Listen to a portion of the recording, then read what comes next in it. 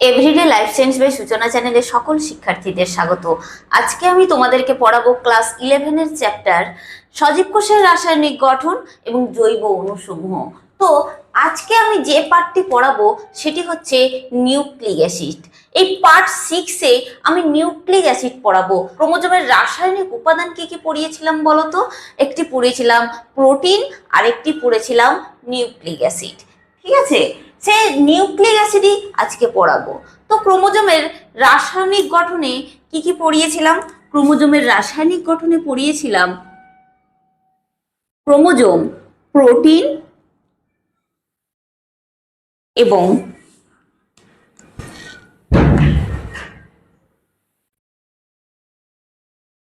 Nucleic acid, এই দুটো প্রধান উপাদান সহযোগে গঠিত, তাই তো?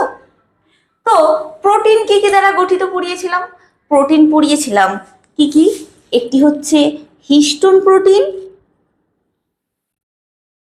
অপরটি হচ্ছে নন হিস্টোন প্রোটিন। আর নিউক্লিক অ্যাসিড কি কি পড়িয়েছিলাম? নিউক্লিক অ্যাসিড তোমাদেরকে প্রধানত পড়িয়েছিলাম নিউক্লিওটাইড। কি পড়িয়েছিলাম? নিউক্লিওটাইড। কিন্তু আজকে তোমাদেরকে নিউক্লিক অ্যাসিডের দুটো যে ভাগ রয়েছে, একটি নিউক্লিওটাইড, একটি নিউক্লিওসাইড, আজকে তোমাদেরকে আমি দুটো পড়াবো।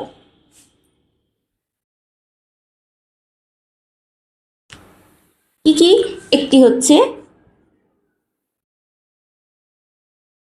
নিউক্লিওটাইড, অপরটি হচ্ছে নিউক্লিওসাইড।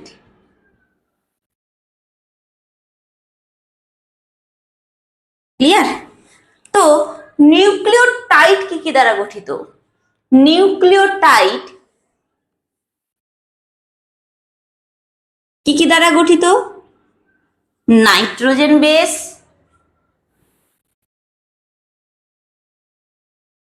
5 কার্বন সমন্বিত শর্করা আর ফসফরিক অ্যাসিড।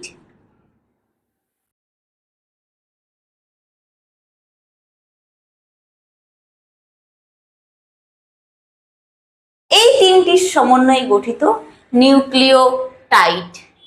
আচ্ছা, তাহলে নিউক্লিওসাইড কি কি দ্বারা গঠিত? নিউক্লিওসাইড নাইট্রোজেন বেস এবং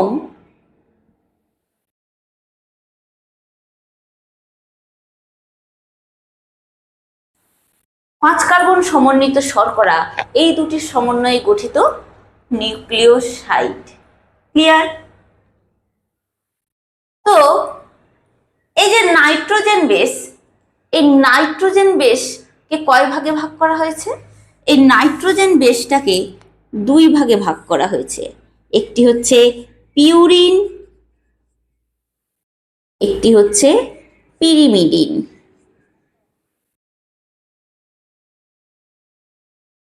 ক্লিয়ার? তো পিউরিন বেসগুলো কি কি? পিউরিন বেসগুলি হচ্ছে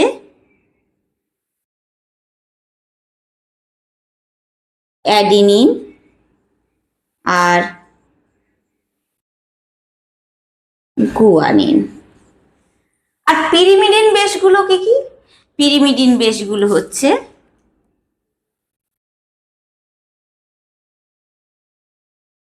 সাইটোসিন, থাইমিন আর হচ্ছে ইউরাসিল। ক্লিয়ার? তো এটি হচ্ছে ক্রোমোজোমের রাসায়নিক উপাদান। তাহলে আমরা নিউক্লিক অ্যাসিডের মধ্যে নিউক্লিওটাইড এবং নিউক্লিওসাইড এই দুটো টার্ম পেয়েছি, তাই তো? তো মনে রাখার সুবিধার্থে আমি বলে দিচ্ছি, নিউক্লিওটাইড, ট্রাই থেকে টাইড, এইভাবে কথাটা মনে রাখবে। অর্থাৎ তিনটি কম্পোনেন্ট থাকবে, যেখানে থাকবে নাইট্রোজেন বেস, 5 কার্বন সমন্বিত শর্করা, আর কি থাকবে? Phosphoric acid. এই তিনটের সমন্বয়ে গঠিত হবে নিউক্লিওটাইড। আর নিউক্লিওসাইড কি কি দ্বারা গঠিত হবে? কেবলমাত্র নাইট্রোজেন বেস এবং 5 কার্বন সমন্বিত শর্করা সহযোগে গঠিত হবে নিউক্লিওসাইড। ক্লিয়ার? তো তো চলো আমরা নিউক্লিক অ্যাসিডের মধ্যে প্রধান যে আজকে নিউক্লিক অ্যাসিডটা পড়বো সেটি হচ্ছে ডিএনএ। কি পড়বো আমরা? আমরা আজকে এখন পড়বো ডিএনএ।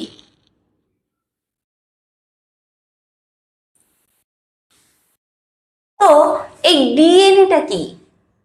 যদি ডিএনএ এর সংজ্ঞা আসে বা ডিএনএ কি এই কথাটি আসে, তাহলে কি করে তোমরা উত্তর দেবে? তো ডিএনএ, আমি 1 নম্বর সংজ্ঞায় আসছি।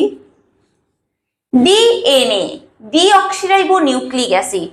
ডিএনএ এর ফুল ফর্ম কি? ডি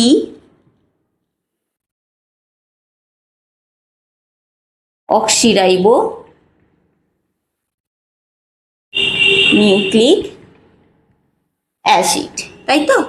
এটা হচ্ছে ডিএনএ এর ফুল ফর্ম। তাহলে আমরা কিভাবে সংজ্ঞায় আসব? ডিএনএ অর্থাৎ ডিঅক্সিরাইবোজ শর্করা। ডিঅক্সিরাইবো, এটা কি? ডিঅক্সিরাইবোজ শর্করা। তাহলে লিখে ফেলি ডিঅক্সিরাইবোজ শর্করা।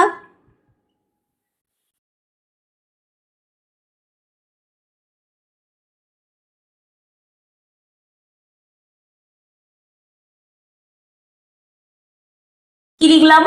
ডিঅক্সিরাইবোজ শর্করা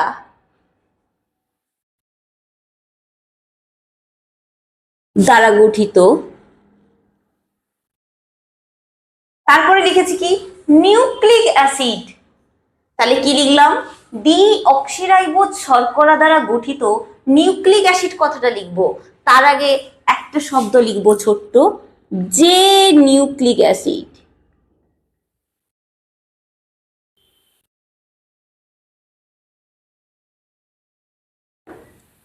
কি লিখলাম? ডিঅক্সিরাইবোজ শর্করা দ্বারা গঠিত যে নিউক্লিক অ্যাসিড। তার মানে আমি এই যে ডিএনএ এর ফুল ফর্ম ডিঅক্সিরাইবো নিউক্লিক অ্যাসিডটাকে এইভাবে লিখলাম। ক্লিয়ার? কি করে? বংশগত বৈশিষ্ট্যগুলোকে বহন করে।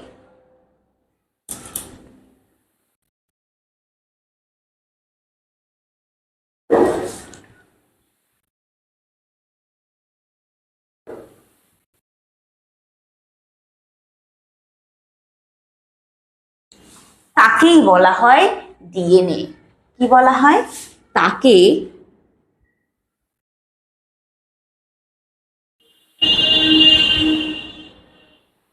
তাকেই বলা হয় ডিএনএ।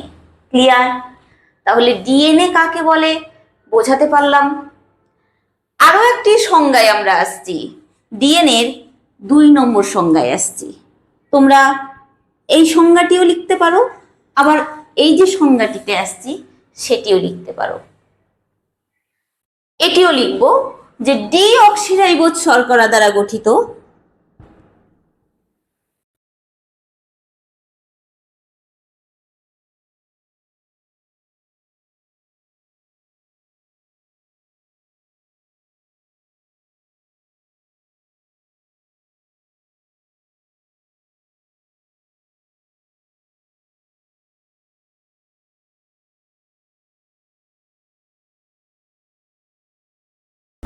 যে বৃহৎ জৈব অণু। এখানে বৃহৎ জৈব অণুটা কি? এখানে বৃহৎ জৈব অণু হচ্ছে এই যে ডিএনএ এর ফুল ফর্ম লিখেছি না, ডিঅক্সিরাইবো নিউক্লিক অ্যাসিড। এই নিউক্লিক অ্যাসিডটাই হচ্ছে বৃহৎ জৈব অণু বা বায়োমলিকিউল। তাহলে কি লিখলাম? গঠিত যে বৃহৎ জৈব অণু, অর্থাৎ বৃহৎ জৈব অণুটা কি? Nucleic acid.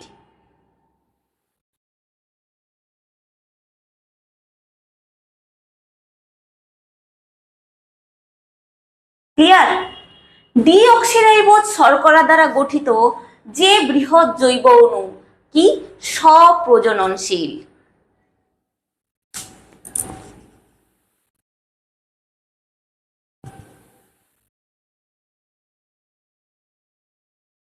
ঠিক আছে? যা পরিব্যক্তিতে অংশগ্রহণ করে।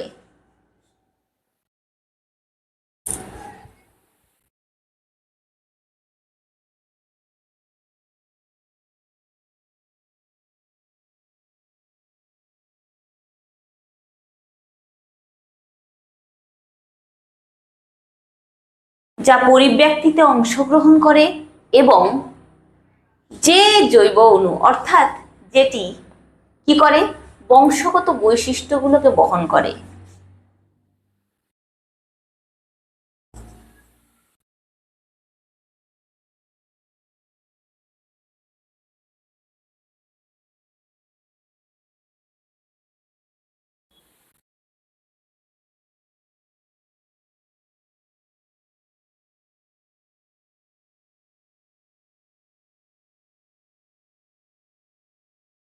বহন করে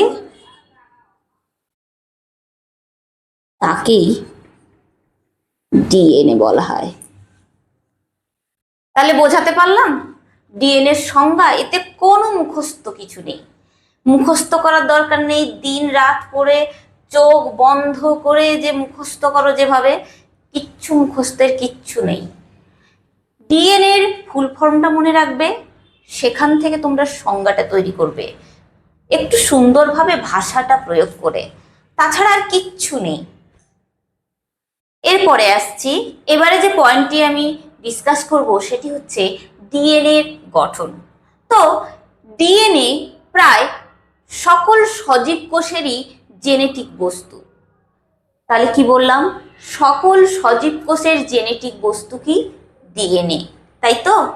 তো ডিএনএ ছাড়া সজীব কোষের অস্তিত্ব বিরল প্রায়, তাই না? বিজ্ঞানী ওয়াটসন এবং ক্রিক ডিএনএর দ্বিতন্ত্রী এই প্যাঁচানো মডেলের নকশা দিয়েছিলেন। তো তারা তো এই নকশা দিয়েছিলেন, কিন্তু তারা যে ডিএনএর যে নকশা বা এই যে ডাবল হেলিক্স মডেলটা যে দিয়েছিলেন, তার পেছনে অর্থাৎ তাদেরকে কারা কারা সাহায্য করেছিল? বিজ্ঞানী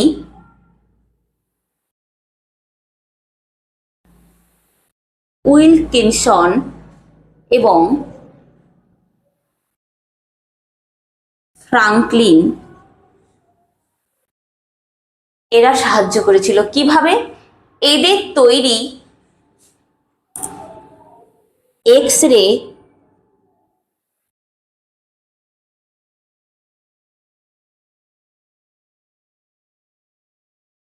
এই এক্স রে ক্রিস্টালোগ্রাফ, এটি সায়েন্টিস্ট ওয়াটসন এবং ক্রিককে ডিএনএর যে মডেল ডাবল হেলিক্স মডেল এর নকশা তৈরি করতে বিশেষভাবে সাহায্য করেছিল। এছাড়াও চারগফ সায়েন্টিস্ট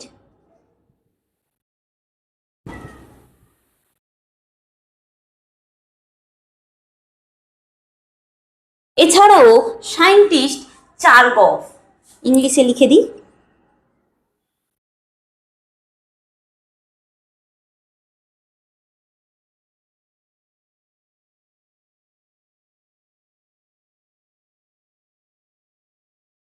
সায়েন্টিস্ট চারগফের রাসায়নিক বিশ্লেষণটাও ইনাদের বিশেষভাবে সাহায্য করেছিল। ডিএনএর এই গঠনে ডিএনএটি দুটি নিউক্লিওটাইড শৃঙ্খল দ্বারা গঠিত।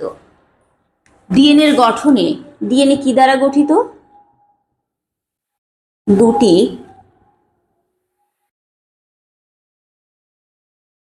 নিউক্লিওটাইড শৃঙ্খল বা চেন দ্বারা গঠিত।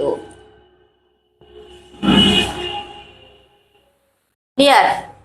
এই চেন দুটো একে অপরের পরিপূরক এবং প্যাঁচানো ভাবে অবস্থান করেছে।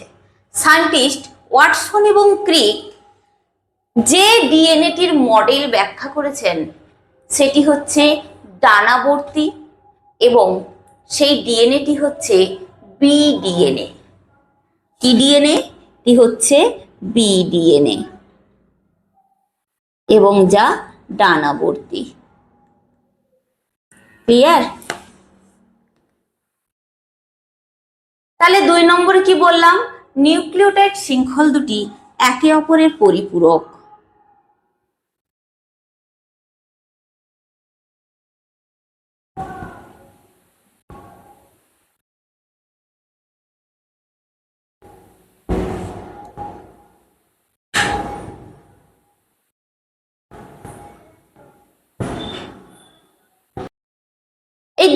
গঠনে এই যে ডিএনএর যে চেন রয়েছে বা শৃঙ্খল রয়েছে, যে নিউক্লিওটাইডের শৃঙ্খলে একটি চেনে অবস্থিত পিউরিন অপর চেনে অবস্থিত পিরিমিডিনের সংখ্যার সমান হয়। অর্থাৎ একটি চেনে যতগুলি পিউরিন বেস থাকে ঠিক উল্টো অপর চেনে ঠিক ততগুলো পিরিমিডিন থাকে। ক্লিয়ার? তো পিউরিন এবং পিরিমিডিনের এই সমতাকে বলা হয় চারগোভস রুল। কি বললাম? পিউরিন এবং পিরিমিডিনের সমতা, অর্থাৎ যতগুলো এই শৃঙ্খলে যতগুলো পিউরিন থাকবে অপর শৃঙ্খলে ঠিক ততগুলো পিরিমিডিন থাকবে।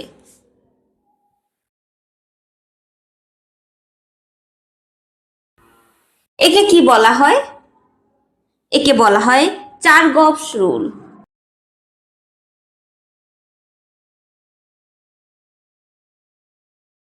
একে কি বলা হয়? চারগোভস রুল। ক্লিয়ার? দেখো এবার 4 নম্বরে আসছি। 4 নম্বরে কি? 4 নম্বরে এই যে পিউরিন এবং পিরিমিডিন বেস জানলাম না, এই পিউরিনের সাথে কিভাবে পিরিমিডিন বেস যুক্ত থাকে এবং কয়টি বন্ধনীর দ্বারা যুক্ত থাকে। অ্যাডিনিনের সাথে থাইমিন দেখো দুটো হাইড্রোজেন বন্ধনীর দ্বারা যুক্ত থাকে এবং গোয়ানিনের সাথে সাইটোসিন 3টি হাইড্রোজেন বন্ধনীর দ্বারা যুক্ত থাকে। একে কি বলা হয় বলতো? একে বলা হয় Watson and Crick's base pairing rule. একে কি বলা হয়? Watson and Crick's base pairing rule. তো দেখো এই যে ডিএনএ এর মধ্যে যে বেসগুলো থাকে সেগুলো কুণ্ডলীর ভেতরে থাকে। কি থাকে? বেসগুলো কুণ্ডলীর মধ্যে থাকে। কিভাবে? অ্যাডিনিন থাইমিনের সাথে গোয়ানিন সাইটোসিনের সাথে, আবার অ্যাডিনিন থাইমিনের সাথে এবং গোয়ানিন সাইটোসিনের সাথে, এইভাবে থাকে।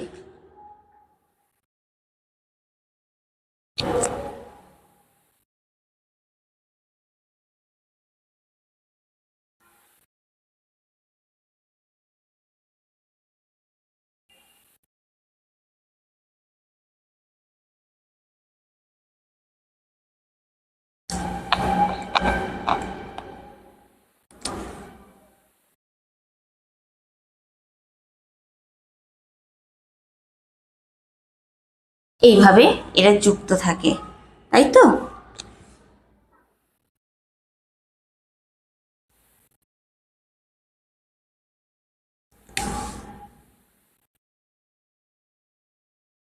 ক্লিয়ার? তো বেসগুলো দেখো কুণ্ডলীর ভেতরের দিকে আছে এবং সুগার এবং ফসফেট গুলো তাহলে কোন দিকে থাকে? সুগার এবং ফসফেট গুলো এই বাইরের দিক থেকে সজ্জিত থাকে, সুসজ্জিত থাকে। কেমন?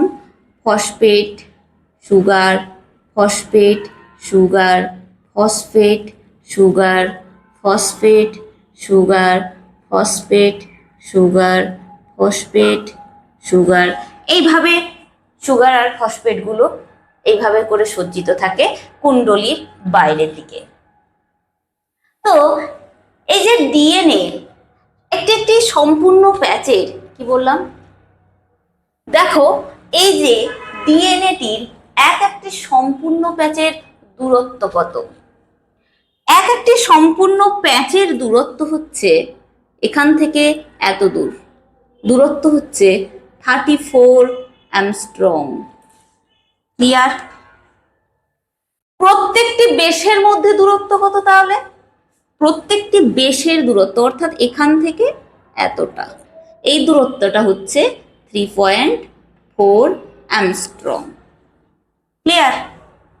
এরপরে দেখো এই যে ডিএনএ এর ব্যাস কতটা, এখান থেকে এতটা একটা ধরে নি, এই যে ব্যাস, এই ব্যাসটা হচ্ছে 20 অ্যামস্ট্রং। ক্লিয়ার? তো দেখো একটি সম্পূর্ণ পাকে মোট 10 জোড়া করে বেস থাকে। ক্লিয়ার? কি বললাম? একটি সম্পূর্ণ পাকে ধরো এই প্যাচের থেকে শুরু করে এই প্যাচ, এই প্যাচের থেকে শুরু করে এই প্যাচ, আবার এই প্যাচের থেকে শুরু করে এই প্যাচ, এই প্যাচ, এই সম্পূর্ণ পাকে কয় জোড়া করে বেস থাকে? 10 জোড়া বেস উপস্থিত। ক্লিয়ার? তাহলে ডিএনএ এর গঠন এখানেই কমপ্লিট করলাম। বুঝতে পেরেছো? যদি কারোর কোনো প্রশ্ন থাকে অবশ্যই কমেন্ট সেকশনে লিখে পাঠাও। ক্লিয়ার? দেখো, তোমাদের এই যে ফার্স্ট সেমিস্টারে তোমাদের কিন্তু সবই শর্ট টাইপের কোয়েশ্চেন আসবে, তবুও তোমরা ডেসক্রিপটিভ টাইপ ক্লাসগুলো করতে থাকো, এতে তোমাদের শর্ট কোয়েশ্চেনগুলোর আনসার দিতে সুবিধে হবে। ক্লিয়ার? তো এবারে আসছি, দেখো ডিএনএর ফিজিক্যাল প্রপার্টিজ বা ভৌত ধর্ম। ডিএনএর ভৌত ধর্মগুলো কি কি? নাম্বার 1 হচ্ছে শারীরবৃত্তীয় অবস্থা অনুযায়ী রূপ পরিবর্তনের ক্ষমতা, অর্থাৎ বিডিএনএ তা কোন কোন ডিএনএ তে রূপান্তরিত হতে পারে সেটা আমরা জেনে নেব। এটি এক ধরনের ধর্ম বা প্রপার্টিসও বলতে পারো। নাম্বার 1 বা এ, কম তাপ এবং সোডিয়াম লবণে কি হয়? বিডিএনএটা কোন ডিএনএ তে রূপান্তরিত হয়? বিডিএনএটা এ ডিএনএ তে রূপান্তরিত হয়। ক্লিয়ার? 2 নম্বরে বা নাম্বার বি হচ্ছে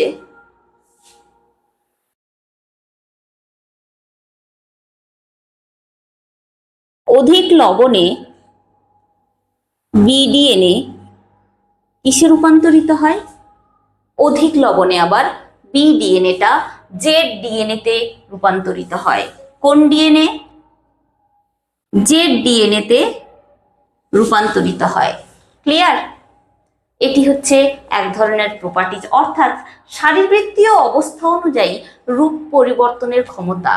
ডিএনএ এইভাবেই তাদের নিজেদের রূপ পরিবর্তনের ক্ষমতা রাখে। নাম্বার 2 এ আসছি, ডিএনএ বিশেষ তড়িৎ আধানযুক্ত, অর্থাৎ ডিএনএটা কি আধানযুক্ত হয়? ডিএনএটা নেগেটিভ আধানযুক্ত বা ঋণাত্মক আধানযুক্ত হয় এবং তড়িৎ ক্ষেত্রে এটি কিসের দিকে আকৃষ্ট হয়? তড়িৎ ক্ষেত্রে এটি অ্যানোডের দিকে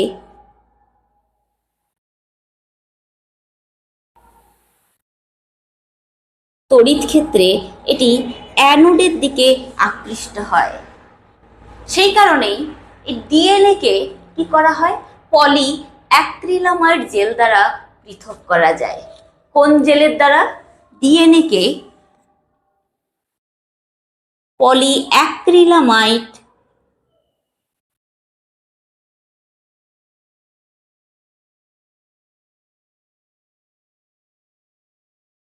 অ্যাক্রিলামাইড জেল দ্বারা পৃথক করা হয়।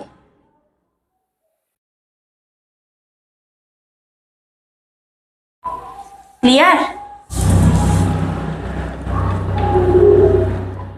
নম্বর 3 তে আসছি, দ্রাব্যতা।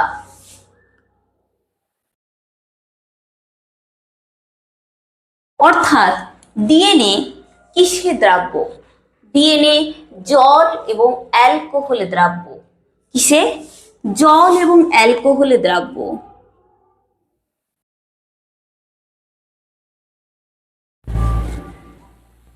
জল এবং অ্যালকোহলে ডিএনএটা দ্রাব্য, কিন্তু শীতল অ্যালকোহলে ডিএনএ দ্রবীভূত হয় না। কি বললাম? শীতল অ্যালকোহলে ডিএনএ দ্রবীভূত হয় না। ক্লিয়ার? এরপরে 4 নম্বরে আসছি,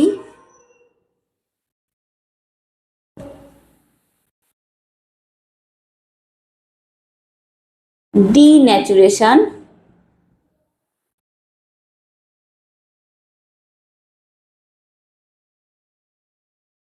এবং রিন্যাচুরেশন। তো ডিন্যাচুরেশন এবং রিন্যাচুরেশনটা কি? অধিক তাপ এবং ক্ষারের প্রভাবে, কি বললাম?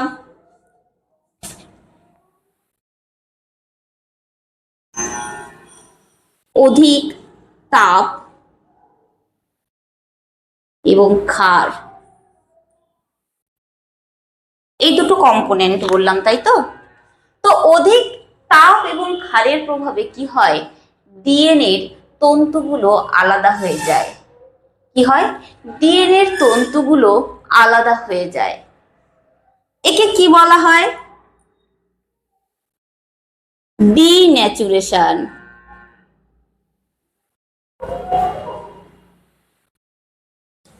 তাহলে কি বললাম? অতিরিক্ত তাপ এবং ক্ষারের উপস্থিতিতে ডিএনএ তন্তু পৃথক হয়ে যায়।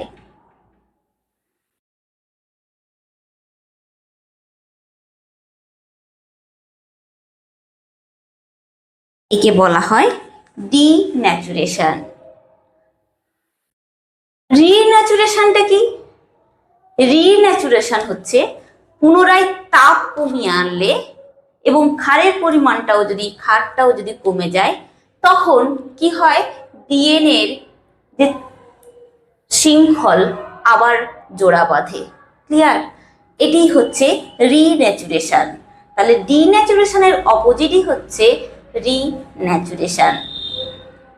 তো একটি তাপমাত্রায়, অর্থাৎ যে তাপমাত্রাতে অর্ধেকাংশ ডিএনএ, অর্থাৎ ডিএনএর অর্ধেক খুলে যায়, তাকে কি বলা হয়? Melting temperature.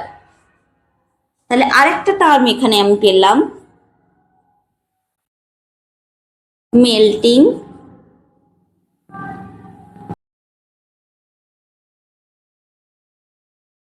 Melting temperature. Melting টেম্পারেচারটা কি? যে তাপমাত্রায় ডিএনএর তন্তু অর্ধেকাংশ খুলে যায়, তাকেই বলা হয়, বা সেই তাপমাত্রাটাকে বলা হয় মেল্টিং টেম্পারেচার। ক্লিয়ার? দেখো, নাম্বার 5-এ আসছি, অতিবেগুনি রশ্মিতে ডিএনএ প্রতিক্রিয়াটা কি?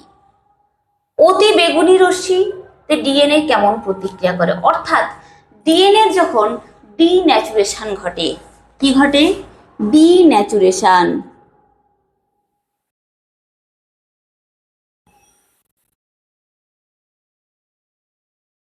ডিএনএ যখন ডিন্যাচুরেশন ঘটে, তখন কি হয় বলতো? তখন ডিএনএর তন্তুগুলো পৃথক হয়ে যায়। কি হয়? ডিএনএর তন্তুগুলো পৃথক হয়ে যায়, অর্থাৎ আলাদা হয়ে যায়। ক্লিয়ার? তখন কি হয়?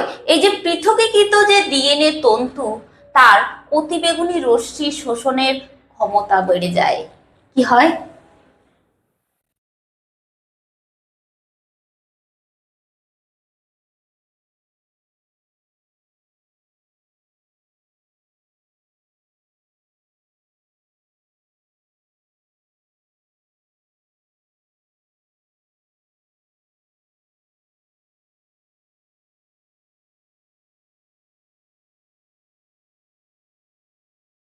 শোষণের ক্ষমতাটা বেড়ে যায়।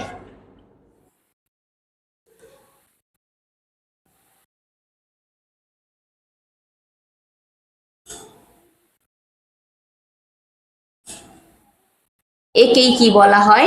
হাইপারক্রমিক শিফট। ক্লিয়ার? দেখো, নাম্বার 6-এ আসছি, প্লাবতা ঘনত্ব। ডিএনএর প্লাবতা ঘনত্বটা কি? একটি ডাবল হেলিক্স ডিএনএর, কি বললাম? একটি ডাবল হেলিক্স ডিএনএতে গুয়ানিন এবং সাইটোসিনের পরিমাণ যত বেশি হবে, সেই ডিএনএটা ওজন তত ভারী হবে। সেন্ট্রিফিউজ টিউবে, কি বললাম? সেন্ট্রিফিউজ টিউবে সিএসসিএল একে কি বলা হয়? Caesium chloride. কি বলা হয়? Caesium chloride. এই সিজিয়াম ক্লোরাইড দ্রবণে ডিএনএ কে সেন্ট্রিফিউজ করলে অপেক্ষাকৃত ভারী ডিএনএ গুলো তলায় থিতিয়ে পড়ে এবং হালকা ডিএনএ গুলো ওপরের দিকে থাকে। ক্লিয়ার? এটি হচ্ছে ডিএনএ এর প্লাবতা ঘনত্ব। তাহলে প্লাবতা ঘনত্বটা কি বললাম? একটি ডাবল হেলিক্স ডিএনএ এর গুয়ানিন এবং সাইটোসিনের পরিমাণ যত বেশি থাকবে তাকে সেন্ট্রিফিউজ টিউবে সেন্ট্রিফিউগেশন পদ্ধতিতে অর্থাৎ সিজিয়াম ক্লোরাইড দ্রবণে সেন্ট্রিফিউজ করলে সেই ডিএনএ গুলো নিচে থিতিয়ে পড়বে এবং হালকা ওজনের ডিএনএ গুলো উপরিতলে থাকবে। এটি হচ্ছে ডিএনএ এর প্লাবতা ঘনত্ব। দেখো এবারে যে পয়েন্টটিতে আসছি সেটি হচ্ছে সান্দ্রতা। যেহেতু ডিএনএ জল এবং অ্যালকোহলে দ্রাব্য, তাই বলেছি তো, তাহলে জলের সাথে ডিএনএ মিশলে তার সান্দ্রতা বেড়ে যায়। কি হয়? জলের সাথে ডিএনএটা মিশলে কি হয়? সান্দ্রতা বাড়ে। কিন্তু কোনো কারণে ডিএনএ এর স্ট্যান্ডগুলো যদি খুলে যায় তখন তার সান্দ্রতা কিন্তু কমে যায়। ডিএনএ এর সান্দ্রতা কখন কমে যায়? যখন ডিএনএ এর পাক খুলে যায়, অর্থাৎ ডিএনএ এর স্ট্যান্ড গুলো খুলে যায়, তখন ডিএনএ এর সান্দ্রতা কমে যায়। তাহলে ডিএনএ এর যে ভৌত ধর্ম বা ফিজিক্যাল প্রপার্টিস এখানেই কমপ্লিট করলাম। এখান থেকে যা ছোট কোয়েশ্চেন আসবে তার উপরে এমনিও আমি একটা জিকে পার্ট দিই, এছাড়াও তোমাদের এমসিকিউ টাইপের কোয়েশ্চেন পরপর আমি দিচ্ছি চ্যাপ্টার ওয়াইজ, তা তোমরা ফলো করতে থাকো।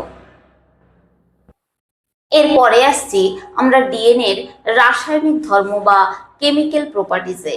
ডিএনএ এর রাসায়নিক ধর্মগুলো কি কি? নাম্বার 1,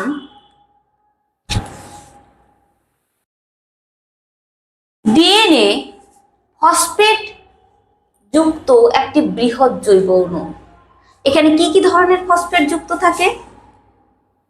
মোনোফসফেট, ডাইফসফেট, ট্রাইফসফেট ইত্যাদি। ক্লিয়ার?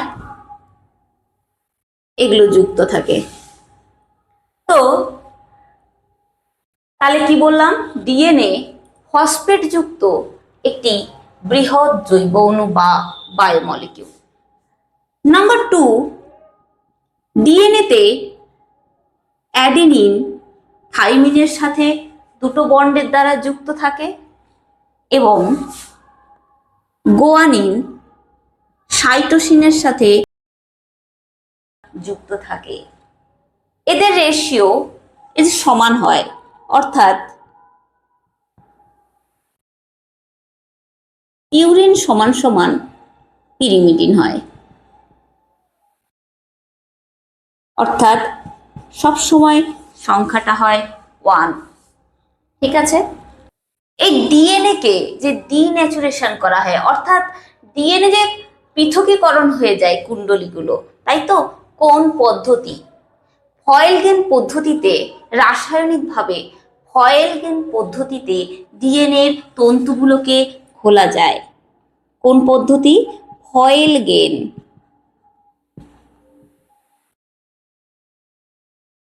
ঠিক আছে? এই ফয়েলগেন পদ্ধতিতে ডিএনএ তন্তুগুলোকে খোলা যায়। ঠিক আছে? এবং ডিএনএ কে রঞ্জিতকরণ করা হয় যে রিএজেন্টের দ্বারা। সেই রিএজেন্টটি হচ্ছে কি বলতো? Shift reagent.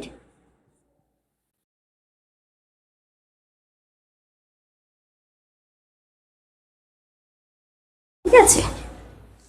এর দ্বারা রঞ্জিতকরণ করা হয়। নাম্বার 4-এ আসছি, কোনো কোনো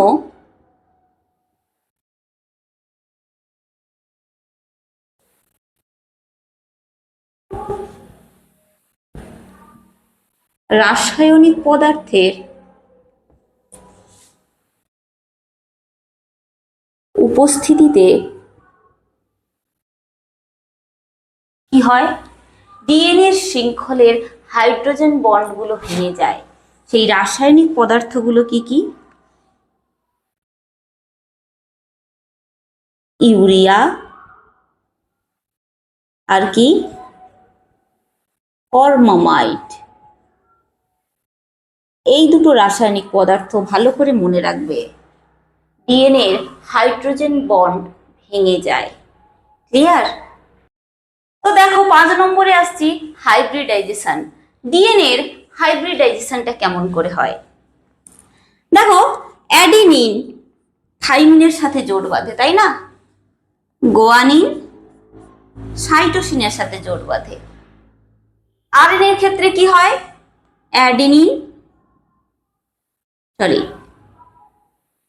অ্যাডিনিন ইউরাসিলের সাথে জোট বাঁধে, তাই তো? তো কখনো কখনো দেখা গেছে অ্যাডিনিন ইউরাসিলের সাথে, আবার কখনো কখনো দেখা গেছে যে পিউরিন এবং পিরিমিডিন বেশে কিছুটা মানে তার পরিপূরক হিসেবে অন্য কিছুর সাথে যুক্ত হচ্ছে। অর্থাৎ অ্যাডিনিন গোয়ানিন এইভাবে যুক্ত হবে। তো একপাশে অ্যাডিনিন থাইমিনের সাথে যুক্ত থাকলে তারপরে গোয়ানিন থাকে। কিন্তু কখনো কখনো কি হয়, কখনো কখনো গোয়ানিন সাইটোসিনের সাথে তো থাকে, কিন্তু কখনো কখনো ধরো অ্যাডিনিন ইউরাসিলের সাথেও যোগবদ্ধ হয়। একেই বলা হয় সংকরায়ন বা হাইব্রিডাইজেশন ডিএনএ। এর ফলে কি হয়, নতুন বৈশিষ্ট্যের আবির্ভাব ঘটে। ক্লিয়ার? বংশগত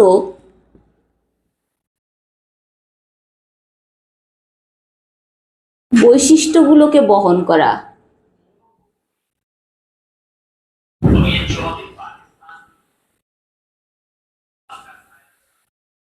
নাম্বার 2 হচ্ছে ডিএনএ কি করে? রেপ্লিকেশন করে। ডিএনএ কি করে? রেপ্লিকেশন করে। রেপ্লিকেশন করে কি করে? নতুন ডিএনএ সৃষ্টি করে, অর্থাৎ প্রজনন ঘটায়। তাহলে ডিএনএ এর প্রজনন বা রিপ্রোডাকশনটা কি? রেপ্লিকেশন পদ্ধতি। অর্থাৎ রেপ্লিকেশনের মাধ্যমে একটি ডিএনএ থেকে কটি ডিএনএ সৃষ্টি হয়?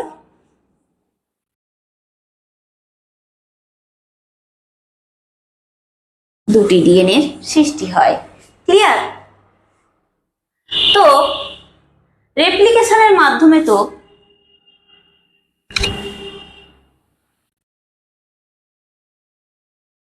রেপ্লিকেশনের মাধ্যমে তো একটি ডিএনএ থেকে দুটি ডিএনএ সৃষ্টি হয়। তো রেপ্লিকেশনের মাধ্যমে কিভাবে নতুন বৈশিষ্ট্যের সঞ্চার ঘটে? রেপ্লিকেশনের মাধ্যমে বিভিন্নভাবে যখন ডিএনএ রেপ্লিকেট হয়, তখন পুরোটাই যখন রেপ্লিকেশন পদ্ধতির মাধ্যমে মাতৃকোষের যে ডিএনএ থেকে যখন অপত্য কোষের ডিএনএ পুরোপুরোভাবে তৈরি হয়, তখন সেটি এক ধরনের রেপ্লিকেশন। আবার ধরো একটি অপত্য ডিএনএ, একটি মাতৃ ডিএনএ, ঠিক আছে? কিভাবে সৃষ্টি হয়? যখন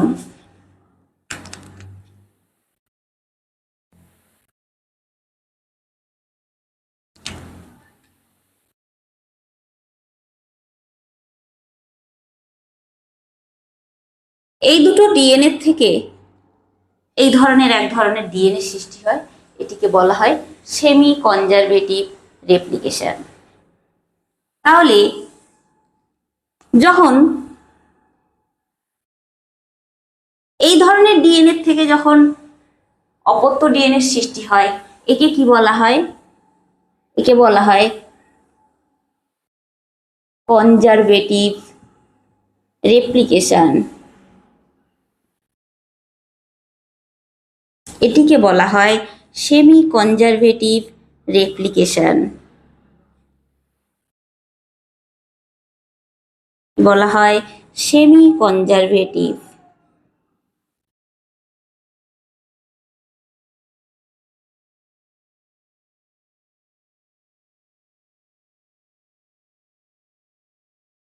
রেপ্লিকেশন।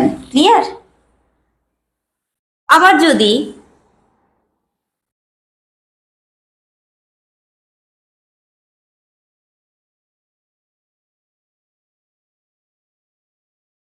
এই ধরনের রেপ্লিকেশন ঘটে। ধরো মাতৃকোষ একটা পিতৃ ডিএনএ একটা মাতৃ ডিএনএ থেকে যখন অপত্য ডিএনএ সৃষ্টি হবে,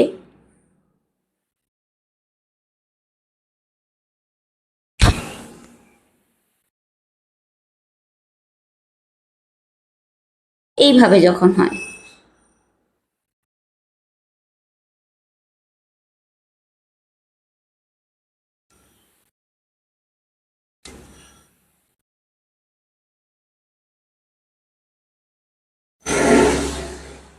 এই ধরনের যখন অপত্য কোষ সৃষ্টি হয় তখন তাকে বলা হয়, বা অপত্য ডিএনএ সৃষ্টি হয় তখন তাকে বলা হয় ডিসপারসিভ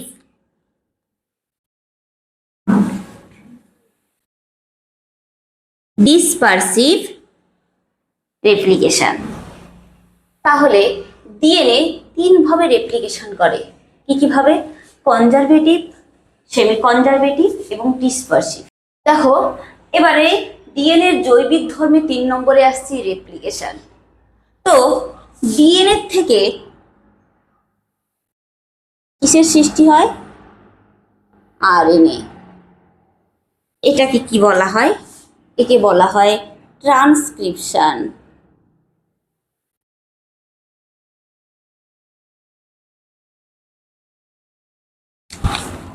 এই আরএনএ থেকে আবার পুনরায় ডিএনএও কখনো কখনো তৈরি হয়। সেটাকে কি বলা হয় সেটা আমি আরএনএতে গেলেই তোমাদেরকে পড়াবো। তো ভিডিওটি এখানেই কমপ্লিট করলাম। কারোর যদি কোনো প্রশ্ন বা কোয়ারি থাকে অবশ্যই কমেন্ট সেকশনে লিখে পাঠাও, এবং চ্যানেলটিকে লাইক শেয়ার সাবস্ক্রাইব করে পাশে থাকা বেল আইকনটি প্রেস করো, যাতে পরবর্তী নোটিফিকেশন তোমাদের কাছে পৌঁছে যায়। ধন্যবাদ।